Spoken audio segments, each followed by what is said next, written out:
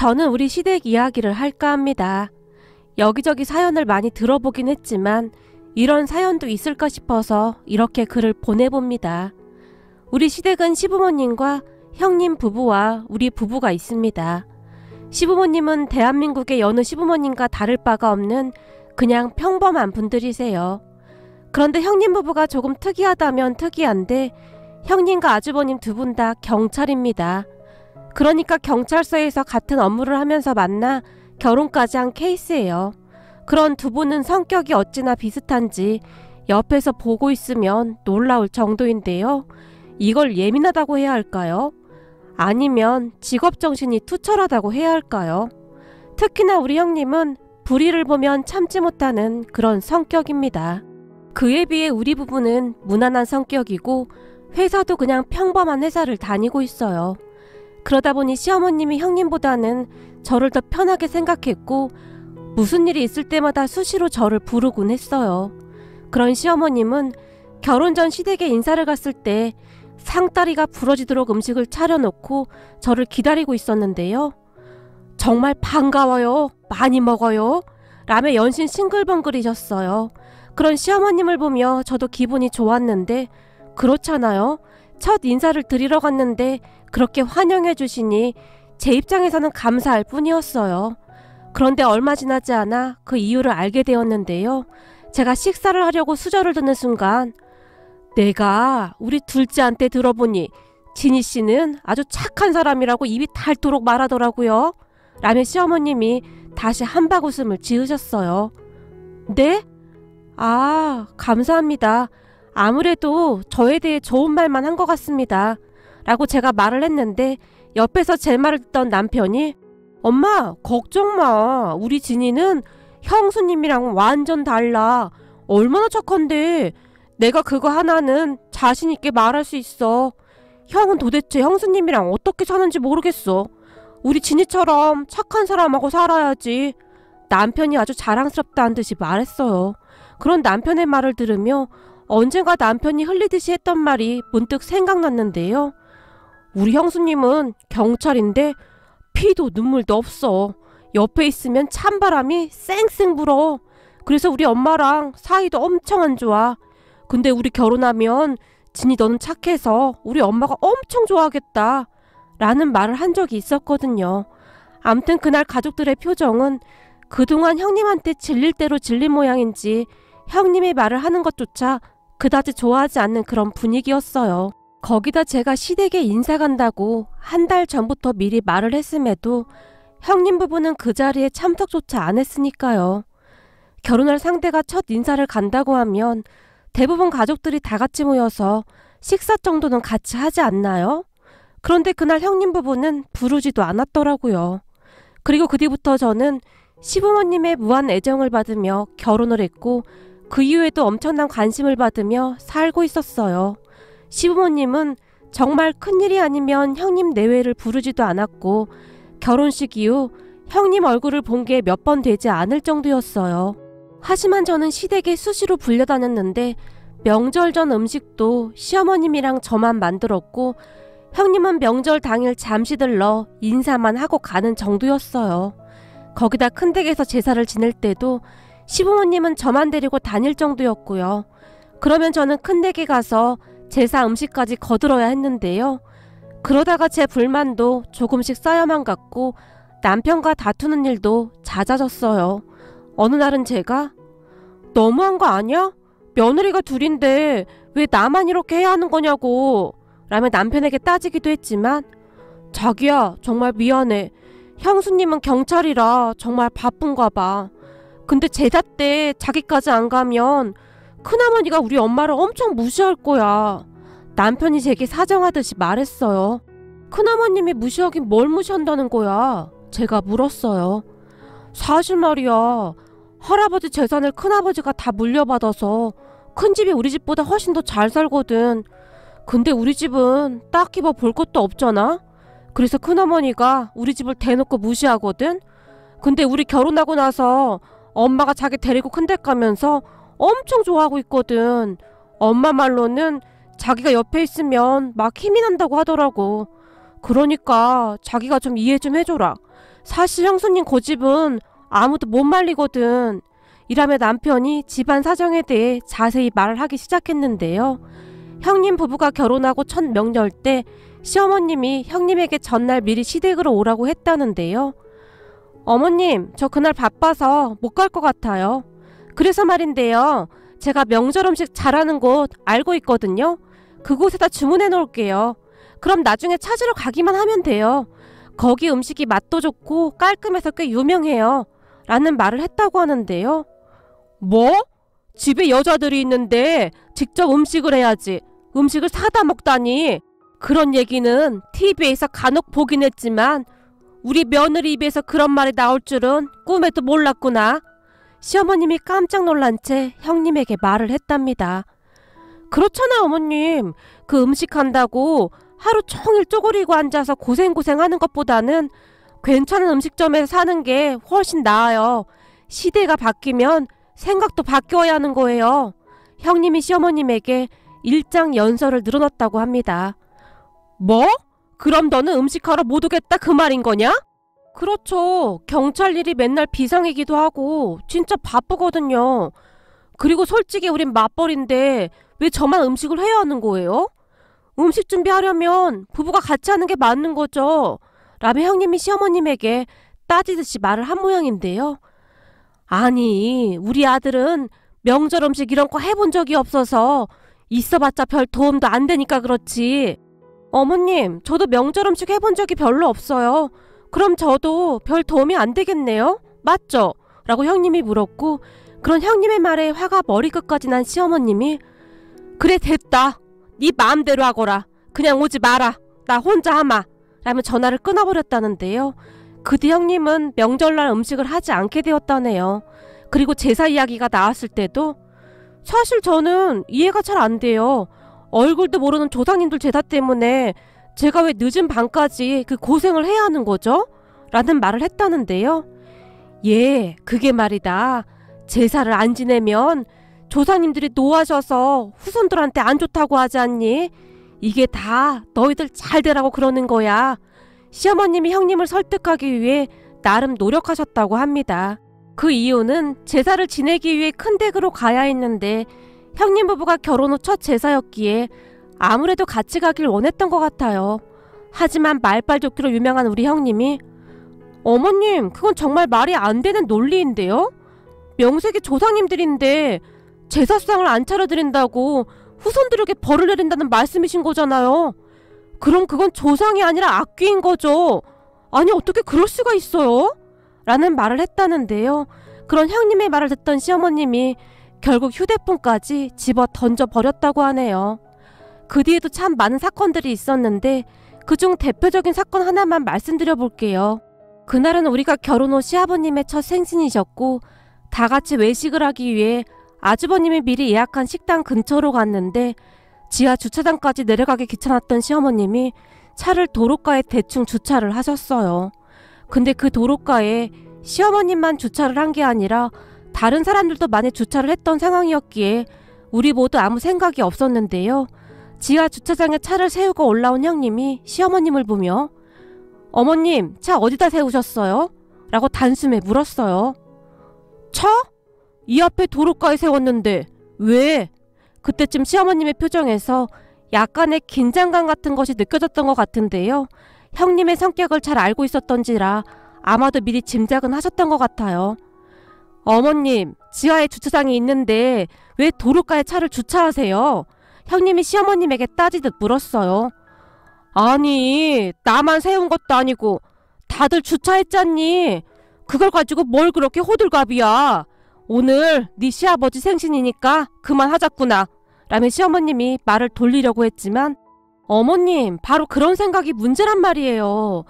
주차장이 분명히 있는데 왜 길가에 차를 세우시는 거예요? 이러니까 소방차들이 화재 진압하는데 어려움이 있다는 말까지 나오는 거잖아요. 다들 나 하나쯤이야 하는 생각을 하면 안 된다고 생각합니다. 엄연히 법이라는 것이 있잖아요. 거기는 주정차 금지구역입니다. 형님이 시어머님에게 일장 연설을 늘어놓기 시작했어요. 그런 형님을 보며 제가 놀란 채 어머님, 차키 저 주세요. 제가 지하에 주차할게요. 라며 간절한 눈빛으로 시어머님을 바라봤고 그런 제 마음을 읽은 것인지 시어머님이 아무 말 없이 자리에서 일어나셨어요. 그때 당시 저는 더 큰 다툼이 일어나길 원하지 않았거든요. 그렇게 시어머님이 밖으로 나가셨고 저도 혹시나 걱정이 되어 시어머님의 뒤를 급히 따라 나섰는데요. 식당 문 밖으로 나가자마자 시어머님이 아유 싸가지 없는 것. 내가 언제 한번 저거 꼬투리 잡아서 가만 안 둘 거야. 저건 그냥 따라다니면서 잔소리야 잔소리가. 어디서 들어와도 저런 싹퉁바가지가 들어왔나 몰라. 내가 유명한 점쟁이한테 사주 봤을 때는 우리 며느리들이 집안을 일으킬 거래나 뭐래나 그랬는데 그거 다 뻥이야 뻥. 에이 사기꾼 점쟁이 같으니라고. 차로 걸어가는 내내 시어머님이 계속해서 중얼거리셨는데 그래도 화가 풀리지 않으셨던지 잠시 후 차 앞에 도착한 시어머님이 갑자기 이런 개똥 같은 것 너 잘났다 잘났어. 경찰대까지 나왔으니 얼마나 잘났어 그래? 라며 자동차 바퀴를 발로 마구마구 차버렸어요. 옆에서 그 모습을 지켜보는데 그런 시어머님이 어찌나 귀여우시던지 저도 모르게 크 하고 웃음이 터져나왔는데요. 넌 지금 이 상황에 웃음이 나와? 너도 내가 우스운 거냐? 순간 시어머님이 저를 노려봤어요. 아니요 그런 게 아니라 지금 이 상황이 전 너무 웃겨서요. 형님 말투도 너무 웃기고 그렇잖아요. 저는 형님이 무슨 공무 수행 중인 줄 알았어요. 완전 정색까지 하고 말하는 게 너무 재밌잖아요. 그리고 어찌되었든 어머님도 형님 말을 따라주시잖아요. 거기다 타이어를 막 발로 차는 모습이 너무 재밌어요. 제가 시어머님의 눈치를 보며 말했어요. 그런 저를 시어머님이 빤히 바라보시다가는 아무리 생각해봐도 내가 사기를 당한 게 분명해. 사주 봐주는 그 점쟁이 여편네한테 내가 돈도 많이 줬었는데 우리 며느리들이 엄청난 애들이라고 하더니만 아무리 봐도 둘 다 참 요상하단 말이야. 어머님, 제가 보니 형님 성격이 원래 그렇잖아요. 근데 사람 성격이 잘 안 바뀌니까 그냥 형님한테 맞추는 게 나을 것 같아요. 사실 형님 말 들어보면 다 맞는 말이잖아요. 제가 시어머님의 눈치를 보며 조용히 말했고 그런 제 말에 시어머님이 그래 어차피 안 바뀔 거 그냥 그게 속 편하겠구나. 지금 가만히 생각해보니 큰애 결혼할 때 안 사돈이 내 손을 꼭 붙들고는 고맙다는 말을 몇 번이나 했었는데 같이 살아보니 그 이유를 내가 확실히 알겠더구나. 그냥 마음이라도 편하게 살아야지 별 수 있겠냐 라고 시어머님이 주차를 하는 내내 한숨만 내쉬었어요. 우리 형님은 항상 그랬어요. 그런 성격이었기에 가족 모두 형님의 말에 그냥 따를 뿐 별다른 말도 하지 않았어요.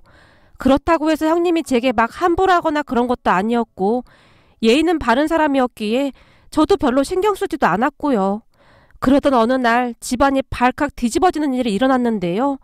그에도 제사를 지내기 위해 시어머님과 제가 이것저것 준비를 한 채 큰 댁으로 가기 위해 집을 나서려고 했는데 단 한 번도 제사를 챙긴 적이 없던 형님이 문 앞에 서 있었어요.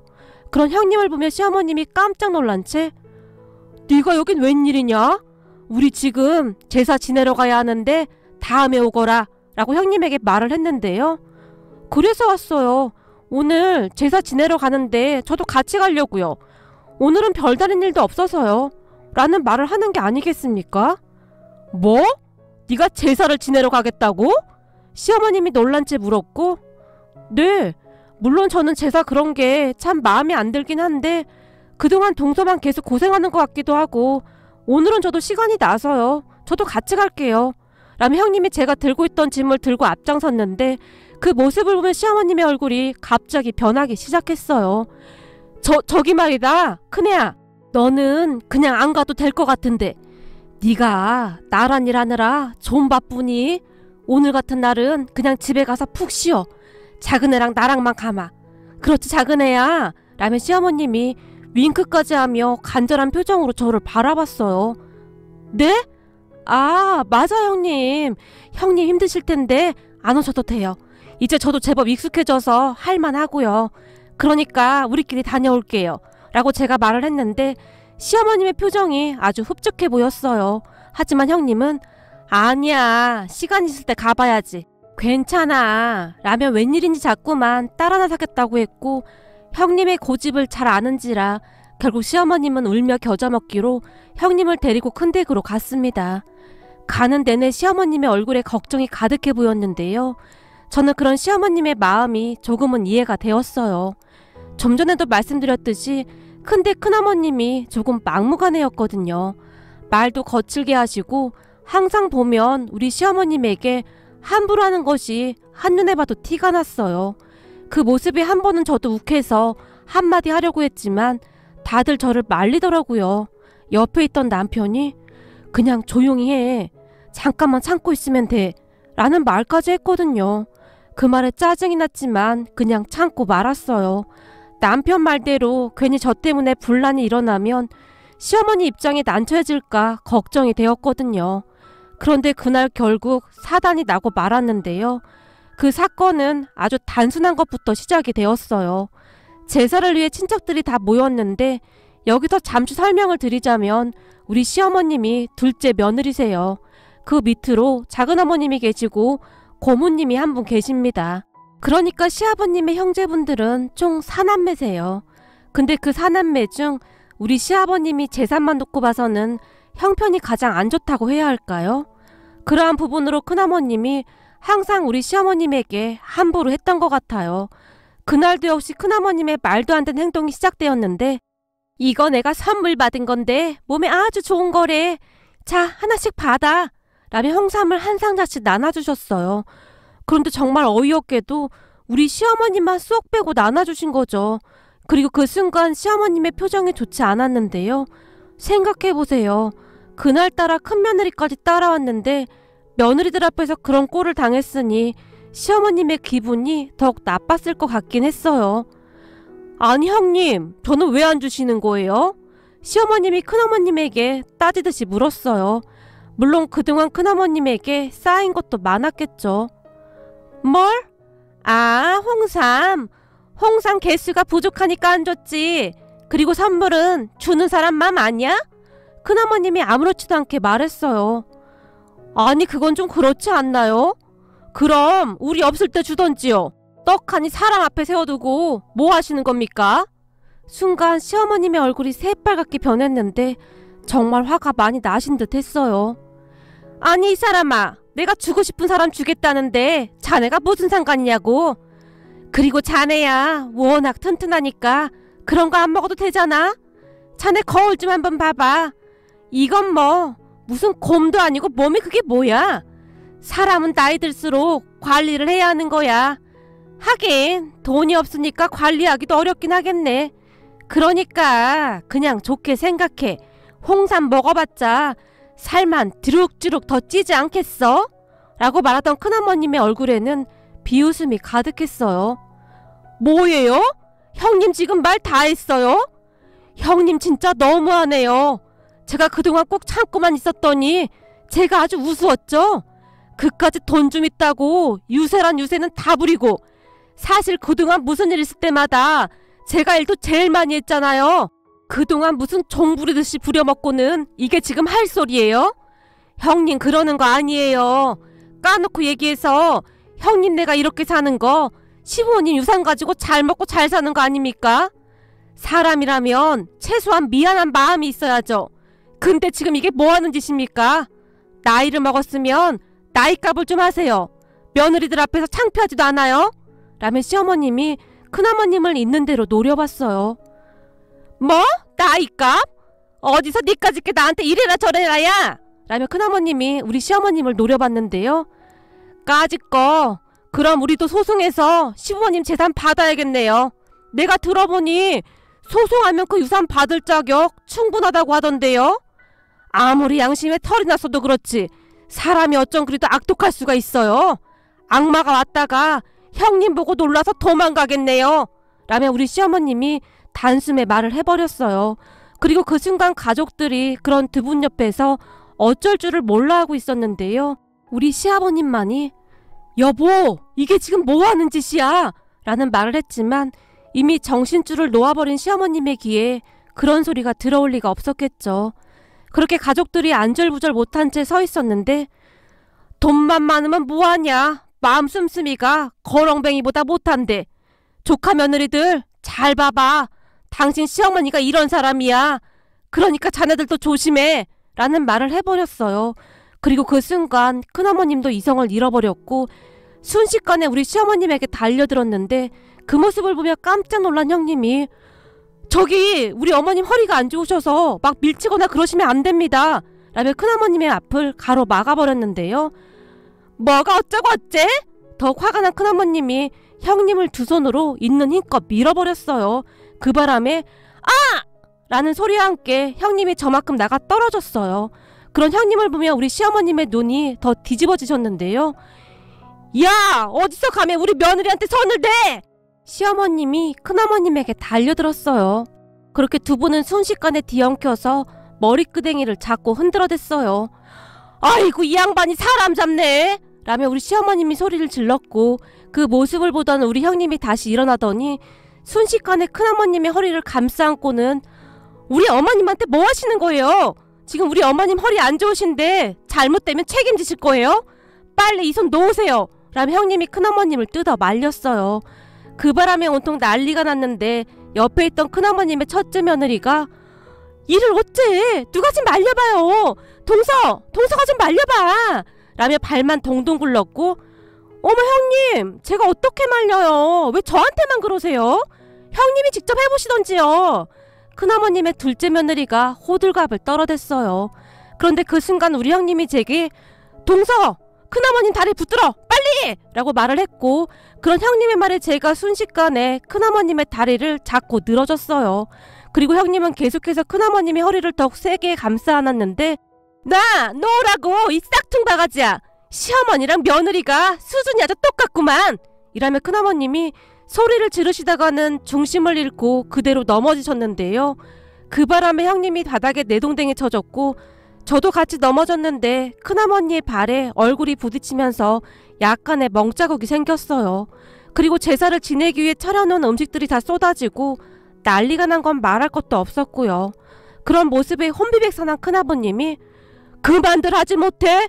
이게 대체 뭐하는 짓들이야? 라며 소리를 질렀지만 우리 귀에는 그 소리가 제대로 들리지도 않았어요.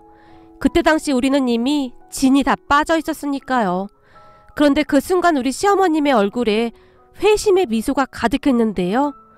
형님이 그렇게 자랑하던 형님 며느리들은 이 와중에 구경만 하고 있네요. 자고로 우리 며느리들처럼 이런 의리가 있어야지. 가족이라면 당연히 그래야 하는 거 아니겠습니까? 라고 말씀을 하시던 우리 시어머님이 우리를 보더니 얘들아 그만 가자꾸나 라고 말씀하셨고 우리가 그런 시어머님의 뒤를 쫄래쫄래 따라 나섰는데요.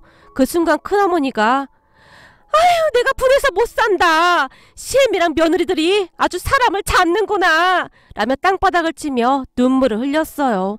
그렇게 아파트 밖으로 나가시던 시어머님이 갑자기 아이고 속 시원해 아이고 속 시원해 라며 좋아서 깡총깡총 뛰시다가는 근데 니들은 괜찮은 거냐? 라며 우리를 바라봤어요. 어머님 근처 편의점이라도 가서 파스라도 하나 사야겠어요. 아무래도 삐끗한 것 같아요. 형님이 허리를 잡으며 말했고 아이고 이를 어째 그래 라며 시어머님이 깜짝 놀라시더니 뒤에 쭈뼛쭈뼛 서있던 아주버님과 우리 남편을 보며 뭐해 가서 파스 사오지 않고 그리고 계란도 하나 사와야겠구나 라며 시어머님이 제 얼굴을 바라보셨어요. 그렇게 형님은 허리와 등에 파스를 잔뜩 붙였고 저는 차 안에서 계란으로 얼굴을 마사지하며 아주 당당하게 집으로 돌아왔답니다. 그리고 그 다음날 시부모님이 우리를 다시 불렀는데요. 시댁에 들어갔더니 식탁에 진수성찬이 차려져 있었어요. 어머님 이게 다 뭐예요? 제가 놀라서 시어머님을 바라봤어요. 먹긴 뭐겠니? 니들 어제 고생해서 몸보신 좀 해야 하지 않겠냐? 그래서 내가 준비했다. 큰애는 어제 허리 삐끗한 건 좀 어떻니? 병원은 다녀왔니? 그리고 작은애 너도 병원에 다녀온 거야? 라며 형님과 저를 바라봤어요. 그렇게 우리는 시어머님이 차려주신 진수성찬을 먹으며 이런저런 이야기를 했는데요.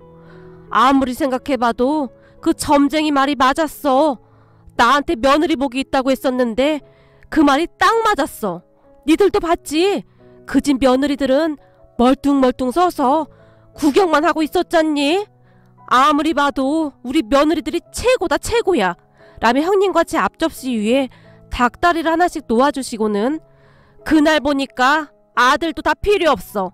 우리 며느리들 많이 먹거라 라며 아주 사랑스러운 눈빛으로 우리를 바라보셨어요. 그런 시어머님을 보며 우와 아무리 그래도 너무하네. 형수님이랑 우리 집사람한테만 맛있는 거 다 주고 우린 먹지 말라는 거야? 라며 우리 남편이 투정을 부렸지만 니들은 니들이 알아서 처먹던지 말던지 알아서 해. 어제 우리 며느리들이 얼마나 고생했는지 알기나 해? 시어머님이 남편을 노려봤어요. 그런데 시아버님의 표정이 시종일관 좋지 않았기에 아버님 괜히 소란 피워서 죄송했어요 라며 제가 시아버님의 눈치를 봤는데요. 제 말을 듣던 시아버님이 아니다 아주 잘했다. 내가 뒤집어 엎어버렸어야 했는데 못난 남편 만나서 그동안 네 시어머니가 아주 고생이 많았구나. 여보 내가 그동안 잘못했구려. 뭐가 아쉬워서 그리도 눈치만 보고 살았는지 모르겠구만. 어제 우리 며느리들 보고 내가 느낀 게 아주 많았어. 그리고 어찌나 든든하던지 혹시나 내가 없어도 우리 며느리들이 당신을 잘 챙겨줄 것 같은 그런 생각이 들더구만 라고 말씀하셨는데 그 순간 시아버님의 눈가가 촉촉히 젖어 있었어요. 그리고 그런 시아버님의 말씀을 듣던 시어머님의 눈에도 눈물이 맺혔는데요. 그날 우리는 시아버님이 그렇게 아끼시던 인삼주까지 꺼내서 다 같이 인삼주를 마시며 이런저런 이야기를 하게 되었어요. 우선 시아버님이 그동안 속에 담아두셨던 말들을 꺼내셨는데 형이라고 하나 있는 사람이 부모 재산 다 가져가 놓고는 참 양심도 없구나. 언젠가 한 번은 애들 대학 학비 때문에 정말 힘들어서 내가 돈을 좀 빌려달라고 한 적이 있었어. 근데 딱 잘라서 거절하더니 거의 내쫓다시피 하더구나. 그런 사람들 집에 속도 없이 뭐한다고 들락날락 거린 건지 모르겠구나. 제사 핑계대고 수시로 불러댄 건데 내가 참 바보 같았어 라며 시아버님이 긴 한숨을 내쉬셨어요. 그리고 그런 시아버님의 말을 듣던 시어머님도 형님이랑 아주버님 진짜 그러는 거 아니야. 돈 좀 있다고 없는 사람들한테 함부로 하고 아주 못돼 처먹은 인간들이야. 참 이럴 땐 돈이 없는 게 한이 된다니까. 분하다는 듯이 말했어요. 그렇게 잠시 후에는 형님도 말을 했는데 어머님 아버님 그동안 제가 너무 인정머리 없게 행동해서 기분 많이 나쁘셨죠. 저도 안 그러려고 하는데 이게 쉽게 안 되더라고요. 죄송했어요. 앞으로는 저도 노력할게요 라고 말을 했는데 우리 가족은 그렇게 서로의 마음을 털어놓으며 조금씩 진짜 가족이 되어갔어요. 그리고 그 뒤 큰댁 가족들과는 연락을 끊고 살고 있었어요. 그러던 어느 날 고모님의 막내 아들이 결혼한다고 청첩장을 보내왔는데 그때 그 난리를 피웠으니 큰댁 가족들 얼굴 보기 싫어서 가야 할지 말아야 할지 망설이고 있었어요. 그런 시부모님의 걱정에 형님이 우리 가족 다 같이 가면 되겠네요. 못 갈 것도 없죠. 가서 기 좀 팍 꺾어놓고 올까요? 라고 말을 했는데 결혼식장에 가기 얼마 전부터 형님이 뭔가를 분주하게 준비하기 시작했어요. 그렇게 결혼식장에 가기 일주일 전에는 우리 모두를 데리고 백화점에 가더니 옷까지 사줬는데요. 아니 뭘 이렇게까지 해. 그냥 있던 거 입고 가면 되지 라며 시어머님이 형님을 말렸지만 그때 어머님이 그러셨잖아요. 그 사람들 기 좀 팍 꺾어놔야 한다고. 한번 그래보자고요. 꼭 돈도 얼마 없는 사람들이 있는 척 하더라고요 라는 말을 할 뿐이었어요. 형님은 그날 백화점에서 꽤 큰 돈을 썼고 미안한 마음에 제가 형님에게 형님 오늘 돈을 너무 많이 쓴 것 같은데 저도 조금 보탤게요 라는 말을 했지만 형님은 그저 괜찮아. 동서 그동안 나 대신 고생 많았잖아. 그래서 주는 선물이라고 생각해 라며 형님이 활짝 웃었어요.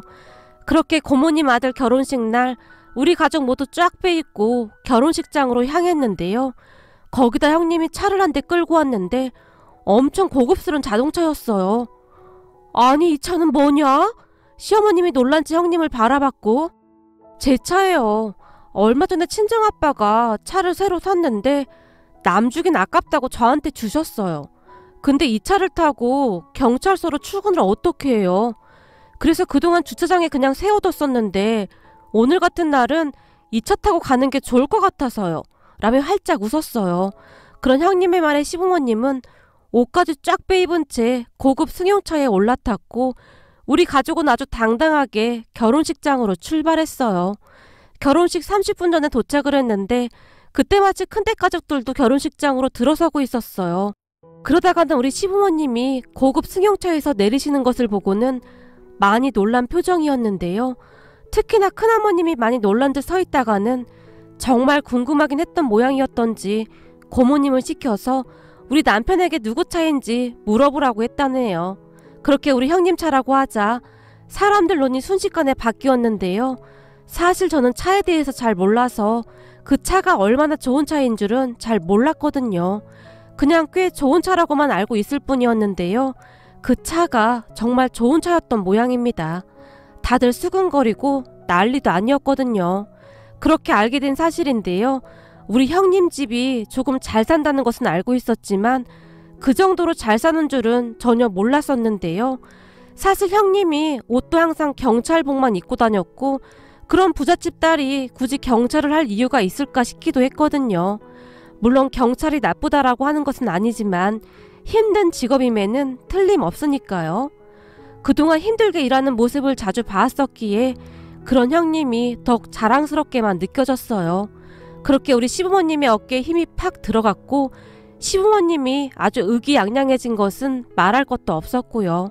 그리고 한참 나중에 형님에게 사정 얘기를 들었는데요. 아주 오래전에 놀이동산에 갔다가 형님이 길을 잃어버린 적이 있었다는데 어떤 여자 경찰이 형님을 도와줬다고 하네요. 울고 있던 형님을 꼭 안아주며 부모님을 찾아주기 위해 노력하는 경찰의 모습을 보며 나중에 꼭 경찰이 되어야겠다는 생각을 하게 되었답니다. 그런 형님을 보며 어찌나 멋지던지 형님은 여자가 봐도 참 멋진 그런 사람이었어요. 그 뒤 우리 가족은 사이가 더욱 돈독해졌는데 시부모님의 속 얘기를 들은 형님도 많이 변해갔거든요. 요즘은 시부모님이 큰댁 가족들을 전혀 부러워하지도 않는데 항상 하시는 말씀이 그 점쟁이 말이 딱 맞았어. 세상에 우리 며느리들 같은 사람들이 어딨어 그래? 라며 항상 여기저기 자랑하기 바쁘시답니다. 비록 우리 가족이 조금 특이한 방법으로 하나가 되긴 했지만 저는 그날 큰댁에서 온 힘을 주어 큰어머님의 다리를 꽉 붙들고 놓지 않았던 것을 결코 후회하지 않습니다. 비록 제 얼굴에 영광의 상처가 남긴 했지만 그게 뭐 대수겠습니까? 그 사건을 계기로 우리 가족이 비로소 진정한 가족이 되었으니까요. 앞으로도 우리 가족 행복하게 잘 살겠습니다. 긴 글 읽어주셔서 감사합니다.